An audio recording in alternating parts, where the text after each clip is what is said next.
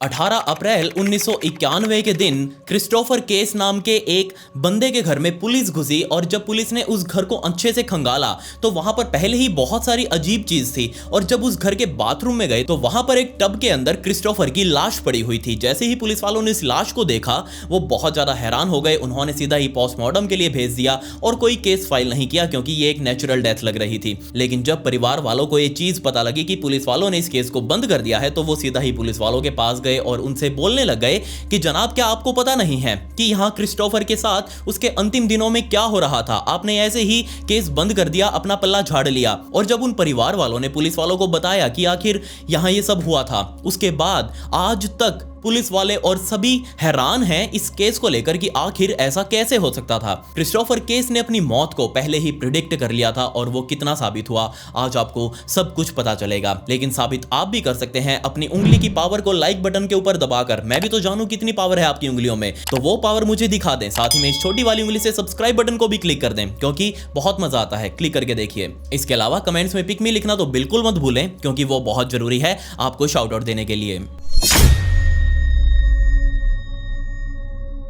इस केस को समझने के लिए हमें अमेरिका के सिएटल में जाना पड़ेगा और समय था सन 1991 का, जब यहीं पर एक 35 साल का लड़का जिसका नाम क्रिस्टोफर केस था। क्रिस्टोफर की जिंदगी बहुत बढ़िया चल रही थी, उसकी पढ़ाई लिखाई पूरी हो चुकी थी, उम्र तकरीबन 35 साल से भी ऊपर की हो चुकी थी, लेकिन अभी तक भी वो सिंगल था। उसको कोई लड़की नहीं मिली थी, पता नहीं क्यों नहीं मिली, वो उसकी पर्सनल जिंदगी थी। लेकिन यहाँ क्रिस्टोफर को म्यूजिक में बहुत ज्यादा इंटरेस्ट था और इतना ज्यादा इंटरेस्ट कि वो सिएटल में रहते हुए एक म्यूजिक की ही कंपनी में जॉब कर रहा था। अच्छे खासे उसके दोस्त बन चुके थे जॉब करते हुए, क्योंकि वो अलग अलग तरह के आर्टिस्ट लोगों से मिलता। बड़े बड़े जो सिंगर्स उस टाइम पर हुआ करते थे, पॉप रॉक वाले, सभी हर तरह के सिंगर्स उनके स्टूडियो में आते थे। उन सब से उनकी जान पहचान हो चुकी थी और सब कुछ यहाँ परफेक्ट चल रहा था। उसके माता पिता इस बात को लेकर बहुत ज्यादा चिंतित थे कि उनका बेटा 35 साल का हो चुका है और अभी तक इसको कोई लड़की नहीं मिली है। वो उसके लिए काफी सारे रिश्ते भी देख रहे थे, उसको भी बताते कि आज हमने ये रिश्ता देखा है, आज तुम्हें इस लड़की से मिलने जाना है। लेकिन यहाँ क्रिस्टोफर साफ तौर पर मना कर देता कि नहीं, मुझे कोई शादी वादी अभी नहीं करनी है और बजाय शादी के मुझे म्यूजिक के अंदर अपना सब कुछ करियर वगैरह सेटअप करने दो, पहले बाद में देखेंगे शादी का। और म्यूजिक के अंदर भी खास तौर पर क्रिस्टोफर को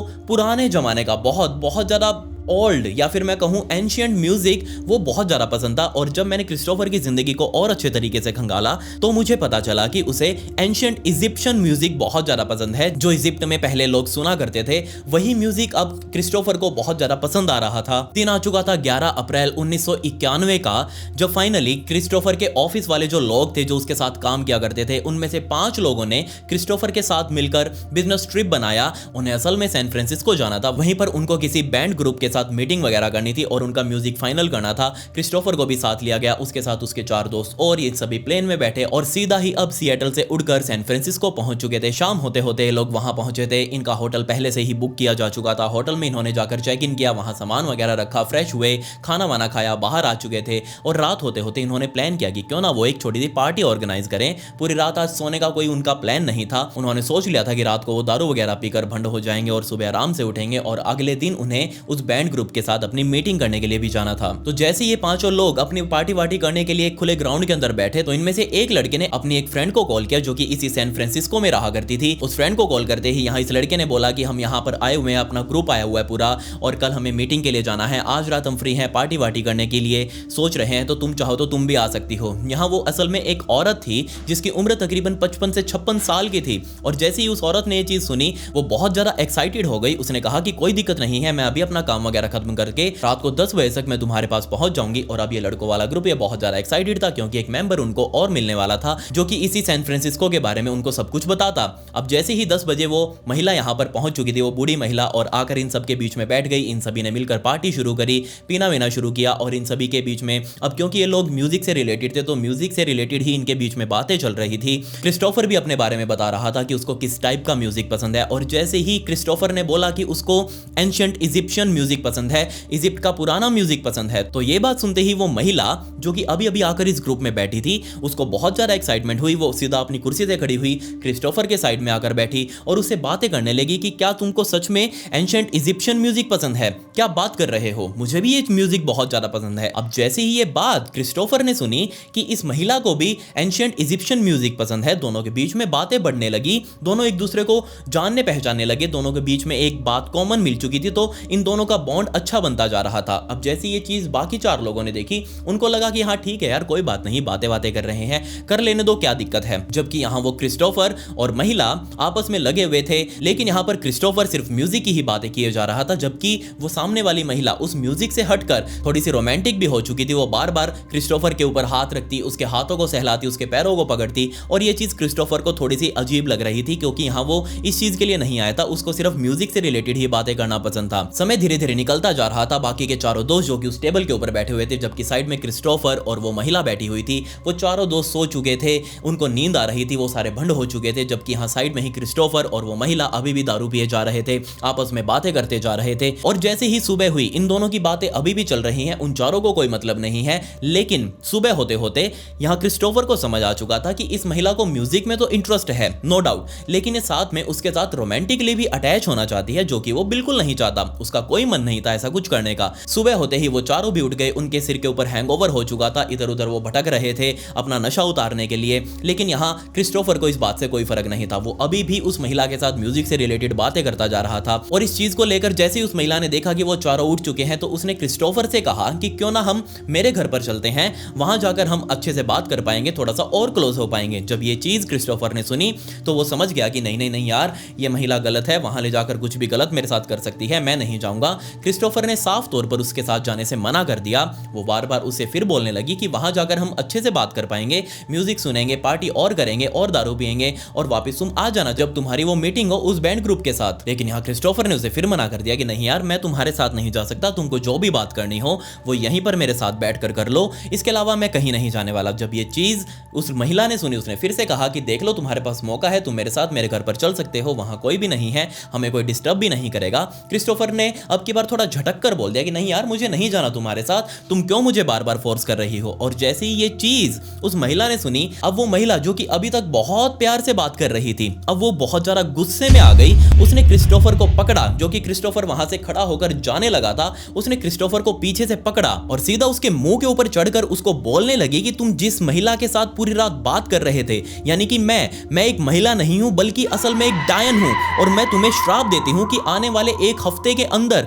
तुम्हारी मौत हो जाएगी। अब जैसी ये चीज क्रिस्टोफर ने सुनी, वो बहुत ज्यादा डर सा गया। एक बार तो ये महिला जिसके साथ वो इतने टाइम से बात कर रहा था, उसको अजीब लगा कि ये महिला एकदम से ऐसा बिहेव क्यों कर रही है। उसने तो सिर्फ मना ही किया है उसके घर पर जाने से, अगर वो बात ही करना चाहती है तो यहाँ पर बैठकर क्यों नहीं कर रही थी। लेकिन यहाँ क्रिस्टोफर ने ज्यादा कुछ सोचा भी नहीं, वो इन चीजों में बिलीव नहीं कर रहा था कि ऐसा कुछ भी कभी हो सकता है। उसने जस्ट इस बात को इग्नोर किया। वो अपने दोस्तों के पास आया और वो महिला वहां से उठकर अपने घर चली गई। उसने जाकर अपने दोस्तों को बताया कि ऐसे ऐसे वो जो तेरी दोस्त थी, उस लड़के को बोला कि जिसने वो बुलाया था उस महिला को, उसको भी बताया कि वो जो तेरी दोस्त आई थी, उसने पूरी रात मुझसे बात करी, सुबह मेरे को अपने घर लेकर जाना चाहती थी, लेकिन मैंने मना किया तो वो मुझे ऐसे ऐसे बोल कर गई है। वो दोस्त भी ये बातें सुनकर हंसने लगे कि ऐसा थोड़ी ना कुछ होता है। यहाँ क्रिस्टोफर ने भी इस चीज को इग्नोर कर दिया, सिंपली अपना मीटिंग वगैरह पूरी करी, और देर रात 12 अप्रैल के दिन ही उनकी फ्लाइट भी थी। उन्होंने वापस अपनी फ्लाइट पकड़ी। ये 5 लोग वापस उठकर सिएटल आ चुके थे और अपने अपने काम धंधों पर लग गए। 12 अप्रैल की रात भी सही से निकल गई। 13 अप्रैल की सुबह आ चुकी थी। क्रिस उठा, अपने तैयार हुआ, उसने नाश्ता वगैरह बनाया, अपने घर से बाहर निकला, गाड़ी उठाई, गाड़ी उठाकर अपने वो ऑफिस में गया, वहां अपने काम वगैरह किया, और शाम होते होते वो अपने घर पहुंचकर उसने अपने लैंडलाइन से अपनी ही एक दोस्त सैमी, जो कि उस शहर में नहीं रह रही थी, जॉब के काम से वो दूसरे स्टेट में शिफ्ट हो चुकी थी, लेकिन यहाँ उन दोनों के बीच में बहुत अच्छा बॉन्ड था। क्रिस्टोफर ने सैमी को कॉल किया और बताया कि यार मेरे साथ ऐसे ऐसे परसों रात को ये सब कुछ हुआ था, एक महिला मुझे मिली थी और उसने मुझे ऐसा ऐसा कुछ बोला। अब जैसी ये चीज सैमी ने सुनी, उसको भी बहुत अजीब लगी, साथ ही में फनी लगी। सैमी बहुत जोर जोर से हंसने लगी, उसको हंसता देख क्रिस्टोफर भी हंसने लगा। दोनों ने मजाक में बात को टाल दिया। यही बात आई गई हुई। इस कॉल के कटने के बाद उसने अपना खाना वाना बनाया, रात को जाकर वो सो गया, क्योंकि वो पिछली 2 रातों से, यानी कि 11 तारीख की रात को भी सही से नहीं सोया था, क्योंकि वो उस महिला से बात कर रहा था। 12 तारीख की रात को भी वो थका हुआ आया था, तो 13 तारीख की रात को पूरा दिन काम करने के बाद उसे काफी थकान फील हो रही थी, तो उसने थोड़ा सा ही खाना खाया और जाकर आराम से सो भी गया। अब जैसे वो सोने लगा, उसको बहुत अजीब सा फील होने लगा, क्योंकि उसे लग रहा था कि उसके घर घर में उसके अलावा भी कोई और है, जबकि यहाँ क्रिस इस घर के अंदर बिल्कुल अकेला रह रहा था। उसके पास कोई पेट डॉग वगैरह भी नहीं था, ना ही कोई बिल्ली वगैरह थी। इंसान तो दूर दूर की बात, वो इस घर के अंदर पूरा अकेला रह रहा था। अब जैसे ही उसको ऐसा फील हुआ कि कोई है जो उस घर के अंदर आवाजें कर रहा है, विस्परिंग की साउंड्स आ रही हैं, खटर पटर की आवाजें आ रही है, ठक ठक ठक की आवाजें आ रही हैं। क्रिस्टोफर अपने बेड से उठा, पूरे घर के अंदर देखने लगा कि आखिर ये आवाजें आ कहां से रही हैं। उसको पहले लगा कि ये आवाजें शायद हो सकता है बाहर जो उसका लिविंग हॉल है उसके अंदर से आ रही हो। वो अपने बेड से उठकर लिविंग हॉल में गया, उन आवाजों का पीछा करने लगा। लेकिन जैसे वो लिविंग हॉल में पहुंचा, उसको लगा कि ये आवाजें शायद ऊपर से आ रही हैं। वो सीढ़ियां चढ़ते चढ़ते धीरे धीरे ऊपर की तरफ जाने लगा। उसको लगा कि शायद ऊपर कोई होगा, लेकिन ऊपर भी कोई नहीं था। लेकिन आवाजें सामने से ही आ रही थी। उसने उन आवाजों का पीछा किया, लेकिन वो आवाजें एकदम से नीचे की तरफ शिफ्ट हो चुकी थी। अब इस आवाजों का पीछा करते करते वो वापस नीचे जाने लगा, लेकिन अब उसने देखा कि ये सारी आवाजें उसके कमरे से आ रही हैं जिसके अंदर वो अभी सो रहा था। उसको बहुत ज्यादा डर लगने लगा। वो धीरे धीरे छुप छुप आते हुए अपने कमरे में बाहर से ही देखने लगा कि आखिर कोई अंदर है तो नहीं, क्योंकि उसे बहुत ज्यादा डर लग रहा था। वो धीरे धीरे अपने कमरे में भी गया, जो कि आवाजें अभी भी सामने से ही आ रही थी, खटर पटर की, और ऐसा लग रहा था जैसे कोई अंदर चल रहा हो। लेकिन जैसे ही वो अंदर गया, उसको कोई नहीं दिखाई दिया और ये आवाजें फिर भी आए जा रही थी, बार बार अपनी डायरेक्शन चेंज कर रही थी। उसी आवाज का वापस पीछा करते हुए वो अपने लिविंग हॉल में गया, क्योंकि अब आवाजें लिविंग हॉल से आ रही थी। लेकिन उसने सोच लिया था कि वो अब की बार जाकर सीधा उसको देखेगा नहीं, वो जाकर पहले लाइट जलाएगा कि आखिर देखेगा अंदर कौन है। उसने जाते ही लिविंग हॉल में, जो कि आवाजें अभी भी लिविंग हॉल से ही आ रही थी, उसने तुरंत ही लाइट ऑन करी और लाइट ऑन करते ही उसे सामने अपनी दीवार के ऊपर एक शैडो बनी हुई दिखाई दी, और वो शैडो बहुत बहुत ज्यादा बड़ी थी, जो कि सामने से ही आ रही थी। अब इसे देखते ही वो बहुत ज्यादा डर गया। उसकी लाइट अपने आप ऑफ हो गई और इस चीज का सदमा सा झेलते हुए वो वापस अपने कमरे में भागा और देखने लगा कि आखिर वो आवाज अब क्या करती है। लेकिन अब उसका ध्यान धीरे धीरे आवाज से हटकर उस शैडो वाली फिगर के ऊपर आ चुका था। वो बार बार लाइट जला जलाकर पूरे घर की देख रहा था कि आखिर वो शैडो वाली फिगर है कहां पर और वो उसके घर में क्या कर रही है और आखिर ये फिगर है किसकी। और इसी भागम भाग में उसकी पूरी रात निकल चुकी थी, सुबह हो चुकी थी। सुबह होते ही उसने सबसे पहला फोन सीधा सैमी को किया, वही उसकी दोस्त। उसको फोन करते ही सब कुछ बताया। वो बहुत ज्यादा डरा हुआ लग रहा था। सैमी को उसने बताया कि पूरी रात उसकी कैसे बीती है। वो इस आवाज का पीछा करता रहा और आवाज वो धीरे धीरे अब शैडो में बदल चुकी थी। उसे बहुत ज्यादा डर लग रहा है। सैमी ने उसको शांत करने की कोशिश करी और कहा कि नहीं यार, तुम दिक्कत मत लो कोई भी, ये सब कुछ ठीक हो जाएगा। ये तुम्हारा वहम भी हो सकता है, क्योंकि तुम पिछले 2-3 रातों से सही से सोए नहीं हो, इसलिए तुम इन सब चीजों को इग्नोर करो, अभी तुम आराम से सो जाओ। लेकिन यहाँ उसने कहा कि नहीं, मुझे अभी ऑफिस में जाना है, वहां पर मुझे बहुत सारा काम है, आकर मैं देखूंगा, सोने की कोशिश करूंगा। ये कॉल कटने के बाद क्रिस्टोफर वापस अपने तैयारियों में लग गया। 14 तारीख की अब सुबह हो चुकी थी। उसको अब ऑफिस जाना था। उसने अपना नाश्ता वगैरह बनाया, नहाया धोया, खाया पिया और वापस अपनी गाड़ी उठाकर अपने ऑफिस के लिए निकल चुका था। वहां अपने जाकर दोस्तों को भी बताया कि ऐसे ऐसे मेरे साथ हो रहा है। सभी ने उस बातों को मजाक समझा कि यार इसके साथ ये सब कुछ क्यों हो रहा है, ये शायद हो सकता है हमारे साथ मजाक कर रहा हो। शाम होते ही क्रिस्टोफर ने वापस ऑफिस से अपनी गाड़ी उठाई, अपने घर पर आया। घर पर आते वो बहुत ज्यादा थका हुआ था, क्योंकि पिछली रात भी नहीं सोया था, उससे पिछली रात भी नहीं सो पाया था। यहाँ उसकी जिंदगी में दिक्कतें ही चल रही थी। घर आकर उसने अपना खाना वाना बनाया, खाना खाया और अब उसको सीधा बेड दिख रहा था कि हाँ, मैं इसके ऊपर जाकर अब आराम से सो जाऊंगा। अब जैसे ही उसने सोने की कोशिश करी, उसको याद आया कि नहीं, पिछली रात उन आवाजों ने उसको बहुत ज्यादा परेशान किया था। तो उसने सोचा कि क्यों ना वो आज पूरे घर की लाइट्स को ऑन करके सोए, क्योंकि उसे तो बहुत भयंकर नींद आ रही है। चाहे यहाँ ढोल नगाड़े बजते हो, उसे तो नींद आ जाएगी, कोई दिक्कत नहीं है। उसने पूरे घर की लाइट्स ऑन कर दी और आराम से सोने लगा। लेकिन सोने के कुछ 15 से 20 मिनट बाद ही उसकी नींद खुली, क्योंकि उसने जब लाइट्स ऑन करी थी तो उसको याद था, और ये नींद ऐसे ही नहीं खुली थी। यहाँ उसके कमरे से खटपट खटपट की बहुत तेज आवाजें आ रही थी। जब उसने आंख खोलकर सामने देखा और आंखें जब उसकी राइट साइड में, जो कि लिविंग हॉल में जाने का रास्ता था, जब उसकी तरफ गई तो उसने देखा कि लिविंग हॉल वाली लाइट्स में एक परछाई है, जो कि सामने दीवार के ऊपर बनी हुई है। वो उस परछाई को देख रहा है। उसे बहुत ज्यादा डर लगने लगा। लेकिन यहाँ वो साथ साथ ये भी सोच रहा था, शायद हो सकता है वो इतनी रातों से सोया नहीं है, तो ये उसके साथ हेलुसिनेशंस वगैरह हो रहे हो, ये उसका भ्रम हो, या फिर ये सब उसके अनकॉन्शियस यानी कि अवचेतन दिमाग के अंदर हो रहा हो, और इसीलिए उसको ये सब चीजें इग्नोर करनी चाहिए। 15 तारीख की सुबह हो चुकी थी। जैसे तैसे उसने वो भी रात निकाल ली। वो उस रात भी सही से सो नहीं पाया था। 15 तारीख को सुबह सुबह अपने ऑफिस गया, वहां काम निपटाया, गाड़ी उठाकर वापस अपने घर आया, और आज उसने सोच लिया था कि नहीं, आज तो वो जाते ही सो जाएगा। उसने खाना पीना भी बाहर ही खा लिया था।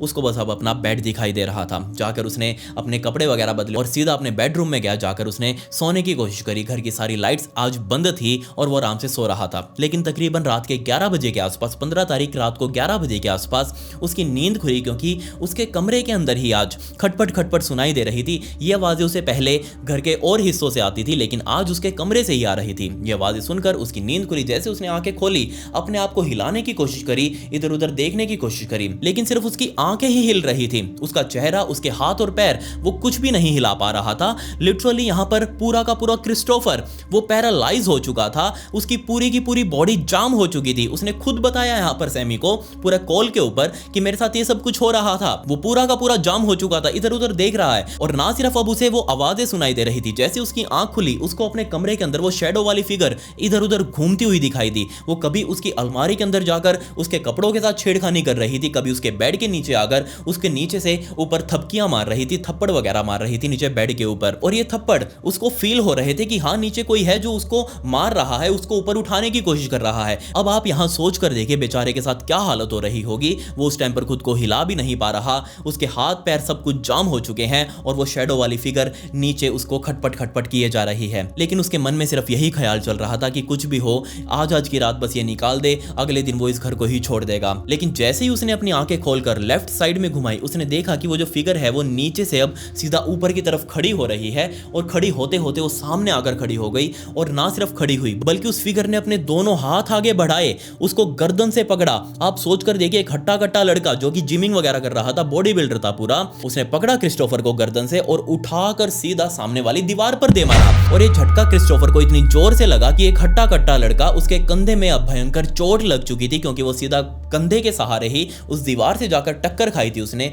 लेकिन इस टक्कर के बाद वो नीचे गिर गया और उसको कब नींद आई, कब उसको आंख लग गई उसको पता ही नहीं चला। सुबह हो चुकी थी। सुबह होते ही उसने सीधा फोन उठाया, अपना सैमी को कॉल किया, सारा कुछ सैमी को बताया कि पिछली रात उसके साथ क्या कुछ हुआ है, कैसे वो बेड के ऊपर हिल नहीं पा रहा था, अब वो अपनी पूरी बॉडी हिला पा रहा है, लेकिन रात को वो पूरी तरह से जाम हो चुका था। और उसके बाद उस फिगर ने कैसे उठाकर उसको फेंका और उसके बाद उसकी कब नींद लग गई उसे कुछ नहीं पता। सुबह वो फर्श के ऊपर ही सो रहा था, फर्श के ऊपर ही उसकी आंख खुली। सैमी ने जब ये चीज सुनी तो वो भी बहुत ज्यादा टेंशन में आ गई। उसने क्रिस्टोफर को शांत करने की कोशिश करी कि नहीं क्रिस्टोफर, तुम शांत हो जाओ, कोई दिक्कत नहीं है, सब कुछ ठीक हो जाएगा, बुरे दिन हैं, ये भी निकल जाएंगे। ये बोलकर सैमी ने भी कॉल कट कर दी। क्रिस्टोफर ने भी अपना लैंडलाइन वहीं रख दिया। लेकिन वो जैसे ही लैंडलाइन को रखकर वापस घूमा, उसका ध्यान वापस उसी लैंडलाइन फोन के ऊपर गया, क्योंकि उस लैंडलाइन फोन के जो डायल पैड था उसके ऊपर बहुत सारा खून लगा हुआ था। जब ये चीज क्रिस्टोफर ने देखी, वो लैंडलाइन को उठाकर इधर उधर देखने लग गया कि आखिर ये खून उसके लैंडलाइन के ऊपर आया कहां से। वो इधर उधर अपने घर में देखने लग गया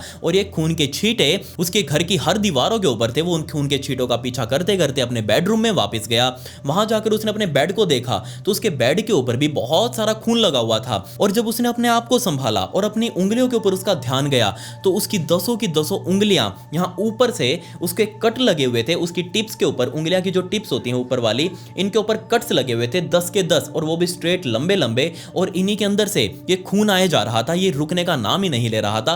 पूरे बेड के ऊपर खून खून हो चुका था, नीचे फर्श के ऊपर खून खून था, और साथ ही अब उस लैंडलाइन के ऊपर भी लग चुका था। लेकिन ये कट कैसे आए क्रिस्टोफर को कोई आइडिया नहीं था। वो वापस अपने उसी लैंडलाइन पर गया। उसने वापस फोन सीधा सैमी को घुमाया और सैमी को बताने लगा कि मैंने अभी अभी नोटिस किया है, मेरे 10 के 10 उंगलियों के ऊपर कट्स लगे हुए हैं और इनसे खून निकले जा रहा है। बड़ी मुश्किल से मैं इनको रोक कर रखे हुए हूं, मुझे समझ नहीं आ रहा मैं क्या करूं। यहां जैसी ये बात उस सैमी ने सुनी, सैमी ने कहा कि तुम्हें याद है कुछ दिनों पहले वो सैन फ्रांसिस्को में उस महिला ने तुम्हें श्राप दिया था कि तुम्हारे साथ ये सब कुछ होने वाला है, शायद तुम्हारी मौत भी हो सकती है। और जैसी ये बात क्रिस्टोफर ने सुनी, उसको लगा कि हाँ, शायद ये सब कुछ उसी की वजह से हो रहा है, उसी ने तो मुझे सब कुछ कहा था, वरना मेरे साथ आज तक ऐसा कभी कुछ नहीं हुआ। तो यहाँ पर सैमी ने पलट में कहा कि हाँ, हो ना हो ये उसी महिला का किया धरा है और तुम्हें इसका कोई ना कोई इलाज ढूंढना पड़ेगा, तुम्हें इसका कोई तोड़ निकालना पड़ेगा। और तोड़ यही हो सकता है कि तुमको अपने आप को साफ करना होगा इन डेमोनिक शक्तियों से।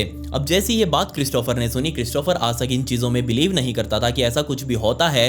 तो यहाँ सैमी ने बताया कि तुम एक काम करो, पास ही किसी बुक स्टोर पर जाओ, वहां पर ये जो एक्सोर्सिज्म वगैरह की किताबें होती हैं, ये जो पोजेशंस की किताबें होती हैं, इन सबको जाकर खरीद कर लेकर आओ। वो जो क्रूसिफिकेशंस होते हैं, जो क्रॉस होता है, आपने देखा होगा वो भूत भगाने वाला, जो कि क्रिश्चियन धर्म का एक बहुत ही धार्मिक निशान है, वो सब लेकर आओ और उन सब से पूजा करो अपने घर की। जैसे ये बात क्रिस्टोफर ने सुनी, उसको अच्छी लगी, वो सीधा तैयार हुआ, अपने घर के पास वाले बुक स्टोर में गया। उस बुक स्टोर का ओनर एक कपल था, उससे जाकर उसने सब कुछ बताया कि उसके साथ ऐसा कुछ हो रहा है। कपल ने उसको काफी सारी किताबें, 10 से भी ज्यादा किताबें निकाल कर दे दी कि तुम ये सब कुछ पढ़ो, अपने घर के अंदर बैठकर जोर जोर से चिल्ला चिल्ला कर पढ़ो, और साथ ही में जो क्रूसीफिक्स होता है, जो क्रॉस होता है, वो भी अपने साथ लेकर जाओ और जाकर अपने घर की दीवारों के ऊपर उसे टांग दो। लिटरली यहाँ पर क्रिस्टोफर ने दर्जनों के हिसाब से वो क्रॉसेस उठा लिए। उसका मानना था कि वो घर की हर दीवार के ऊपर हर जगह लगा देगा ताकि वो जो शक्ति है वो उसके घर से चली जाए। घर आते ही क्रिस्टोफर ने वो बुक्स वगैरह पढ़नी शुरू करी और पहली ही किताब के अंदर यहाँ उसको सॉल्यूशन भी दिया हुआ था कि ये सब कुछ अगर तुम्हारे साथ होता है तो तुम ये करो। उसने सीधा ही वो जो क्रूसीफिक्सेस लेकर आया था, वो क्रॉस लेकर आया था, वो दीवारों के ऊपर टांगने शुरू कर दिए। और ये सारे क्रूसीफिक्सेस कम पड़ रहे थे, वो बाहर जाकर और लेकर आया। लिटरली यहाँ दीवार का रंग नहीं दिख रहा था। पूरे घर में हर दीवार के ऊपर, हर जगह, पूरी की पूरी दीवारों के ऊपर चारों तरफ सिर्फ वो क्रॉस ही क्रॉस लगे हुए दिखाई दे रहे थे। इसके अलावा उस किताब में लिखा हुआ था कि घर के चारों तरफ नमक की एक बड़ी सारी लाइन खींच दो ताकि वो जो आत्मा है वो तुम्हारे घर के अंदर प्रवेश ना कर सके। इसके अलावा जहां तुम सोते हो वहां पर भी नमक की वो लाइन खींच दो ताकि वो तुम्हारे पास ना आ सके। यही सब सारे काम क्रिस्टोफर करने में लगा हुआ था। नमक के कट्टे लाकर उसने घर के चारों तरफ उसने वो बाउंड्री बना दी, वो रेखा सी बना दी। घर के अंदर भी अलग अलग जगहों के ऊपर उसने वो रेखाएं बना डाली नमक की, और उसे अब लग रहा था कि आज की रात तो वो चैन से सोएगा। लेकिन इतना कुछ करने के बाद भी आधी रात को वो इतना ज्यादा डर चुका था अपने ही घर के अंदर। उसने ऐसा कुछ देख लिया था कि उसके दिल ने काम करना बंद कर दिया। लिटरली वो इतना ज्यादा डर गया कि वो सीधा अपने घर से बाहर भागा। घर के पास ही एक होटल मौजूद था, उसके अंदर जाकर चेक इन किया और वहीं पर आराम से सो गया। सुबह होते ही सैमी वेट कर रही थी कि उसका दोस्त यानी कि क्रिस्टोफर उसका फोन करेगा, लेकिन क्रिस्टोफर का फोन नहीं आया। उसने क्रिस्टोफर के उसी लैंडलाइन के ऊपर फोन करने की कोशिश करी,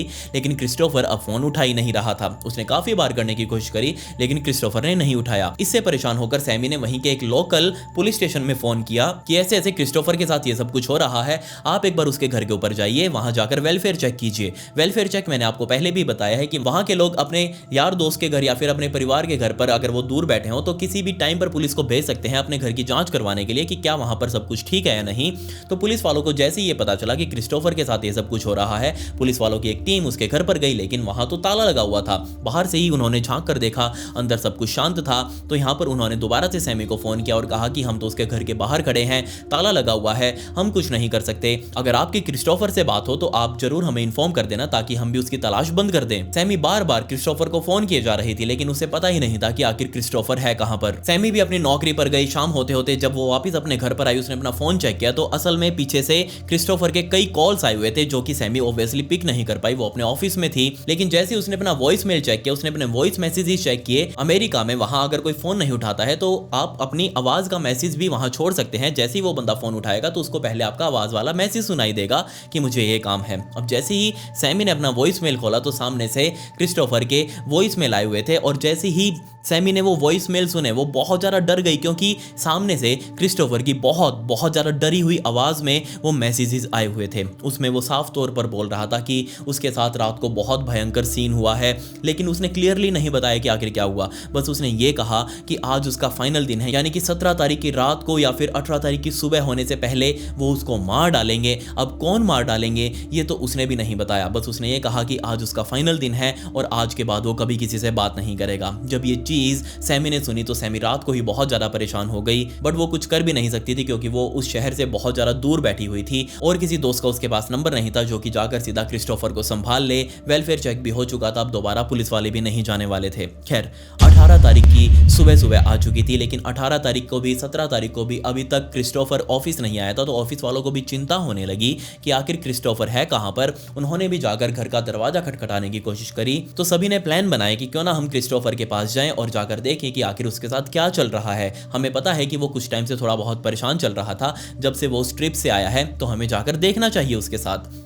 लेकिन जैसे ये लोग उसके घर पर पहुंचे तो उन्होंने देखा कि इस घर का दरवाजा यानी कि जो क्रिस्टोफर के घर का दरवाजा है वो खुला ही हुआ है। लेकिन इससे पहले कि वो अंदर जाएं उन्होंने बाहर से ही झांक कर देखा तो सामने वो सारे क्रूसीफिक्स जो क्रॉस वाले निशान थे और साथ ही वो नमक की लाइनें, वो इधर उधर देखकर वो बहुत ज़्यादा अनकंफर्टेबल हो गए। उन्होंने सबसे पहले पुलिस को कॉल किया और वहाँ पर पुलिस को बुलाया और अब पुलिस इस घर के अंदर जाकर सब कुछ देखने वाली थी। अब ये घर एक घर नहीं बल्कि क्राइम सीन बनने वाला था। जी हाँ, जैसे ही पुलिस वाले इस घर के अंदर गए, सबसे पहले तो वो भी नमक की लाइन टाप कर गए थे, और इसके अलावा उन्होंने भी अंदर जाकर वो देखा कि इतने सारे क्रॉसेस यहाँ पर क्यों लटका रखे हैं, इसने ऐसी क्या दिक्कत आ चुकी थी क्रिस्टोफर की जिंदगी में। उन्होंने पूरे घर की तलाशी लेनी शुरू करी। घर का सारा सामान वैसे तो बिल्कुल नॉर्मल था, लेकिन वो किताबें जो कि क्रिस्टोफर पढ़ रहा था वो इधर उधर बिखरी हुई थी, वो बहुत ज़्यादा अजीब सी लग रही थी। ये बुक्स अजीब इसलिए दिख रही थी क्योंकि इनके साथ ही काफ़ी सारे छोटे छोटे नोट जो होते हैं जिनके ऊपर हम लिख कर कोई भी मैसेज छोड़ जाते हैं, वो काफ़ी सारे नोट्स इधर उधर पड़े हुए थे। और जैसे ही पुलिस वालों ने नोट्स को उठाकर पढ़ना शुरू किया तो वो कंफ्यूज हो गए कि आखिर ये क्या है, ये क्यों लिखा गया है। असल में ये चीज़ सारी क्रिस्टोफर द्वारा लिखी गई थी और क्रिस्टोफर इन नोट्स में समझाना चाह रहा था कि वो सब मेरे पीछे पड़े हुए हैं। वो जस्ट यही लिख रहा था, ये नहीं बताया कि कौन पीछे पड़े हुए हैं। उसने लिखा कि वो सब मेरे पीछे पड़े हुए हैं और वो मेरी जान ले लेंगे, आज ही मैं मरने वाला हूं। वो सब कुछ लिख लिख कर इधर उधर फेंक रहा था घर में। अब पुलिस वालों ने पूरे घर की जांच करनी शुरू करी, लेकिन अभी तक भी कहीं उनको क्रिस्टोफर दिखाई नहीं दिया। अंत में जब वो पुलिस वाले क्रिस्टोफर के बेडरूम वाले उस बाथरूम में गए तो वो देखकर दहल गए, क्योंकि उस बाथरूम के अंदर जो बाथ टब होता है, उस बाथ टब में पानी नहीं है बिल्कुल भी, लेकिन यहाँ क्रिस्टोफर अपने घुटनों के बल बैठा हुआ था, ऐसे बैठा हुआ था और उसकी जो कंधा था वो दीवार के साथ ऐसा लगा हुआ था, उसका सिर नीचे गिरा हुआ था और वो अभी तक मर चुका था। जी हाँ, जैसे ही पुलिस वालों ने जाकर क्रिस्टोफर को संभाला, उसके शरीर के ऊपर कोई भी चोट वोट के निशान नहीं थे। उसके गले के ऊपर एक लाइन बनी हुई थी, जरूर नीली सी, लेकिन इसके अलावा उसके शरीर के ऊपर कहीं भी कोई चोट के निशान नहीं थे। उसने पूरे कपड़े पहने हुए थे, लेकिन अपने पास ही एक नमक की लाइन भी खींची हुई थी। देखकर ही लग रहा था कि वो बहुत ज़्यादा डरा हुआ था इन सब चीज़ों से, और शायद हो सकता है इसी 17 तारीख की रात को, यानी कि मिडल ऑफ द नाइट, उसने कुछ ऐसा देख लिया जिसको देखकर ही उसकी जान चली गई। पुलिस वालों ने उसकी लाश को सीधा एम्बुलेंस के अंदर रखा, एम्बुलेंस सीधा हॉस्पिटल में गई और अब उसकी लाश का पोस्टमार्टम किया जाना था। पोस्टमार्टम में कुछ नहीं आया, सिर्फ यही कहा गया कि क्रिस्टोफर की मौत हार्ट अटैक की वजह से हुई है। लेकिन जैसे ही ये बात सैमी ने सुनी और उसके दोस्तों ने सुनी, सैमी ने सीधा उसके परिवार वालों को बताया कि नहीं, वो मेरे साथ काफ़ी टाइम से ये सब कुछ बता रहा था। तो सारे परिवार वाले और सैमी और उसके दोस्त पुलिस वालों के पास पहुंचे और उन सबको बताया कि उसके साथ उसकी अंतिम दिनों में ये सब कुछ हो रहा था। अब जैसे ये चीज़ पुलिस वालों ने सुनी, पुलिस वाले भी हैरान कि ऐसा कैसे हो सकता है, कोई डेमोनिक शक्ति, कोई ऐसी नेगेटिव शक्ति आकर किसी की जान कैसे ले सकती है। और जब पुलिस वालों को उस महिला के बारे में पता चला जो कि सैन फ्रांसिस्को में थी, तो पुलिस की एक टीम सैन फ्रांसिस्को गई और उस महिला से भी जाकर पूछताछ करी। लेकिन दिक्कत यहाँ ये थी कि वो महिला उस टाइम पर वहीं थी और उसके घर में भी ऐसे ही ये क्रूसीफिक्सेस वगैरह बहुत सारे पड़े थे, लेकिन अलग अलग रंग के थे। उसने अपने घर के अंदर बहुत सारी कैंडल्स वगैरह भी जला कर रखी हुई थी, जो कि टॉप से लेकर बॉटम तक जल चुकी थी, लेकिन फिर भी वो अभी तक जले ही जा रही थी। उसके अंदर मोम पता नहीं कहाँ से आ रहा था। खैर, जब पुलिस वालों ने उसे पूछताछ करी तो उसने कह दिया कि नहीं जनाब, मैं तो अपने घर पर ही थी, आप मेरी सारी देख सकते हैं, मैं तो अपने घर पर ही थी, मैं तो यहाँ से कहीं भी नहीं गई, इतनी दूर मैं क्यों जाऊंगी। पुलिस वालों के पास उसके खिलाफ कोई सबूत भी नहीं था, लेकिन क्रिस्टोफर एंड तक यही कहता कहता मर गया कि उसके पीछे वो लोग पड़े हुए हैं और वो उसकी जान लेकर ही मानेंगे। यहाँ पर मुझे दो चीज़ें बहुत ज़्यादा खटक रही हैं। पहली बात तो ये कि आखिर उस महिला का राज क्या है, क्या थी वो महिला, अब कहाँ है वो महिला, क्या उसने किया था क्रिस्टोफर के ऊपर, और कैसे उसने प्रिडिक्ट कर दिया कि आने वाले एक हफ्ते के अंदर वो मर जाएगा। और लिटरली बेचारा क्रिस्टोफर, जो कि अपने आने वाले ब्राइट फ्यूचर के लिए तैयार था, उसको शादी वादी भी अभी करनी थी, लेकिन उससे पहले ही उसके साथ ये सब कुछ हो गया, उसकी जान तक चली गई।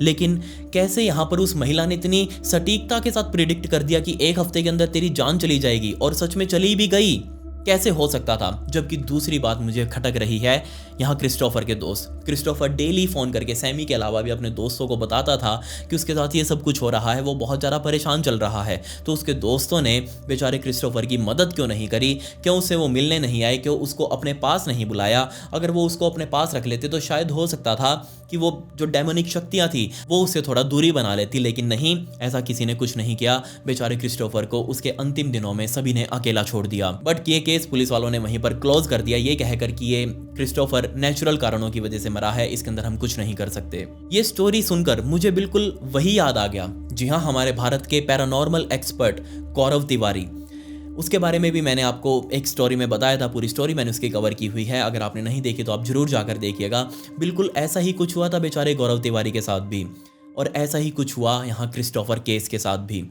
आपको क्या लगता है ये सब कुछ क्यों होता है? आप मुझे अपने एक्सपीरियंस, अगर आपके साथ भी ऐसा कुछ कभी हुआ है, अगर आप भी स्लीप पैरालिसिस में गए हैं या फिर आप भी कभी नींद खुली और आप अपने हाथ पैर वगैरह नहीं हिला पा रहे हो, तो आप वो सारी चीज़ें मेरे साथ डिस्कस कर सकते हैं मेरे इंस्टाग्राम के ऊपर। ये मेरी इंस्टाग्राम आईडी है, इसका लिंक आपको डिस्क्रिप्शन में भी मिल जाएगा। आप प्लीज़ मुझे वहाँ फॉलो करके मुझे पर्सनली मैसेज कर सकते हैं। हो सकता है मैं थोड़ा लेट रिप्लाई करूँ, लेकिन हाँ करूँगा जरूर। खैर, पिछले वीडियो का शाउट आउट नितिन को and comment pick me to get a shout out in next video. मिलते हैं अगली वीडियो में। ये वीडियो देखने के लिए धन्यवाद।